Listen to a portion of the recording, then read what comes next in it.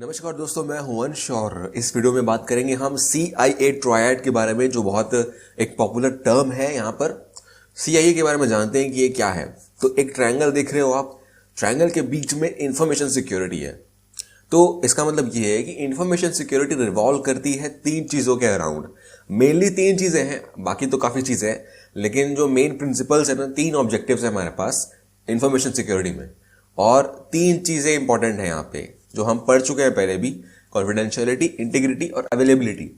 तो ये तीनों चीज़ अगर मतलब इन्वॉल्व हो रही है, अगर सेटिस्फाई हो रही है, अगर फुलफिल हो रही है, तो हम लोग बोल सकते हैं कि हम लोग हाँ इन्फोसेक सही से चला रहे हैं और काम कर रहे हैं। तो ये काम करती है। इन तीनों की चीज़ों के बारे में एक जान लेते हैं एक बार फिर से। तो सबसे पहले जो चीज़ थी कॉन्फिडेंशियलिटी, यहाँ पर मैंने बोला था कि प्राइवेसी और कॉन्फिडेंशियलिटी में डिफरेंस होता है, और वो डिफरेंस आपको शायद समझ में आ गया होगा। तो ये काफ़ी बड़ा टर्म है प्राइवेसी से, और यहाँ पर ये बोला जाता है कि गलत लोगों के पास नहीं पहुँचने चाहिए डेटा, और इसके साथ साथ सही इंसानों के पास तो पहुँचनी चाहिए।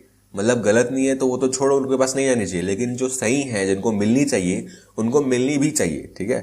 अब यहाँ पर कॉन्फिडेंशियलिटी के हम लोग करते क्या क्या है, उसके लिए हम लोग डेटा का एन्क्रिप्शन करते हैं। बहुत सारे तरीके हैं एन्क्रिप्शन के, हम लोग देखेंगे उसको बाद में। उसके बाद ऑथेंटिकेशन करते हैं, मतलब हम जो डेटा हमको मिल रही है वो सही जगह से मिल रही है कि नहीं, वो हमको पता करना पड़ेगा ना। या जो हम लोग भेज रहे हैं वो सही इंसान को भेज रहे हैं कि नहीं, उसके लिए हमको ऑथेंटिकेशन की जरूरत पड़ती है। यहाँ पर हम लोग 2 फैक्टर, मल्टी फैक्टर, बहुत सारे ऑथेंटिकेशन यूज करते हैं। 2 फैक्टर का मतलब है कि हम लोग 2 तरीके से ऑथेंटिकेट करेंगे, मतलब वो ज़्यादा स्ट्रॉन्गर होता है। एक हो गया पासवर्ड और दूसरा हो गया OTP, जो मोबाइल में या फ़ोन में या मतलब ईमेल में आएगा। मल्टी फैक्टर और बहुत ज़्यादा होता है, मतलब 2-3 तरीके होते हैं, फिर उसमें पासवर्ड, फिंगरप्रिंट वगैरह भी लगता है। तो वो काफ़ी सारी चीज़ें हैं, हम लोग कर सकते हैं। हम लोग ये बोल रहे हैं कि कॉन्फिडेंशियलिटी बहुत सेंसिटिव है, मतलब कि थोड़ा सा भी अगर गलती हुआ इसमें, एन्क्रिप्शन में कुछ फ्लॉ निकल गया या ऑथेंटिकेशन ठीक से नहीं हो पाया, कोई आदमी आ गया, उसने बता दिया कि मैं सही सेंडर हूँ, अगर वो किस तरीके से बता देता है, तो उस केस में ये तो पूरा फ्लॉप हो जाएगा। तो फिजिकल तरीके से हम लोग डेटा को कैसे सिक्योर रख सकते हैं, वो हम लोग इसमें बताते हैं। ठीक है। अब दूसरा वाला है इंटीग्रिटी। इसके बारे में भी हम लोग बात की है हमने। तो कंसिस्टेंसी होनी चाहिए डेटा में, मैं जिस फॉर्म में भेज रहा हूँ उसी फॉर्म में पहुंचनी चाहिए सामने वाले के पास। और ट्रस्ट वर्दी, मतलब सही जगह से आ रहा है, और उसके साथ कुछ ऐसा सिग्नेचर होना चाहिए कि बता पाए कि हाँ ये सही जगह से आ रहा है डेटा। जो है मैसेज का इंटीग्रिटी, मैसेज का ऑथेंटिकेशन, ये सब इंटीग्रिटी में ही आता है। ठीक है। और एक्यूरेट होनी चाहिए, मतलब जो चीज़ भेज रहा हूँ उतनी पहुंचनी चाहिए, उससे ज़्यादा नहीं या उससे कम नहीं, या कुछ चेंज नहीं होना चाहिए। और यहाँ पर वही लिखा है कि ट्रांजिट में चेंज नहीं होना चाहिए। ट्रांजिट मतलब जब डेटा ट्रैवल कर रही है, जब डेटा एक जगह से दूसरी जगह जा रही है इंटरनेट पे, नेटवर्क पे, उस टाइम पे कोई चेंज नहीं होना चाहिए बीच में। और इसको इम्प्लीमेंट करना सबसे ज़्यादा कॉम्प्लेक्स है, क्योंकि बहुत सारे तरीके हैं और ह्यूमन एरर्स बहुत होते हैं यहाँ पर हमको मतलब इंटीग्रिटी रखनी है डेटा की, तो बैकअप्स बनाने पड़ेंगे अपने खुद के, ताकि हम लोग पहले रेफर कर पाए कि जो डेटा हम लोग लॉस्ट कर चुके हैं या जो मॉडिफाई हो चुकी है वो पहले कैसे थी।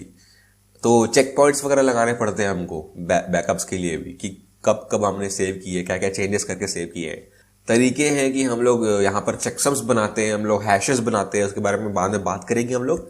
और एक्सेस कंट्रोल, मतलब हम लोग को डेटा को किस किस को एक्सेस करवाना है, वो भी हम लोग यहाँ पर करते हैं। और तीसरी चीज़ है अवेलेबिलिटी। मैंने बताया था कि डेटा अवेलेबल होनी चाहिए जब चाहिए।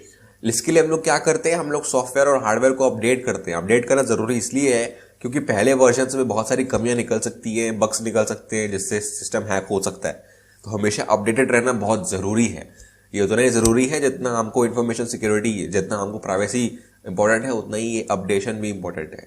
तो डेटा को जब इंस्टेंटली अवेलेबल कराना है तो उस केस में हमको कैपेसिटी बढ़ानी पड़ेगी, क्योंकि जिस स्पीड से सेंटर भेज रहे हैं उस स्पीड से हमको रिसीव भी करना है। और अगर मान लो कि कोई और ट्रैफिक बहुत ज़्यादा बढ़ गई है, उस केस में अगर कोई तीसरा भेजेगा और वो हमको मिलना है, तो वो ट्रैफिक भी बैलेंस होनी चाहिए ना कहीं। तो ट्रैफिक हमारे पास आए तो हम सबको हैंडल कर पाए, उस हिसाब से हमारा सिस्टम होना चाहिए, सारी ट्रैफिक हैंडल कर पाए।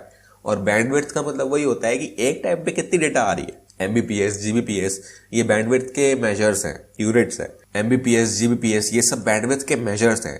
तो इसके लिए हम लोग क्या करते हैं, हम लोग फायरवॉल्स लगाते हैं, ताकि जो मतलब खराब ट्रैफिक है, जो मलिशियस ट्रैफिक है, वो हम लोग रोक पाए, ब्लॉक कर पाए, सिस्टम पे आने से पहले ही ब्लॉक कर पाए। दूसरी चीज है पैच मैनेजमेंट या डिजास्टर रिकवरी। अगर कोई डिजास्टर होता है, अगर कोई सिस्टम कॉम्प्रोमाइज होता है, तो उस केस में मतलब सिस्टम जब ठप हो जाता है तो उस केस में हम लोग को रिकवर करना आना चाहिए।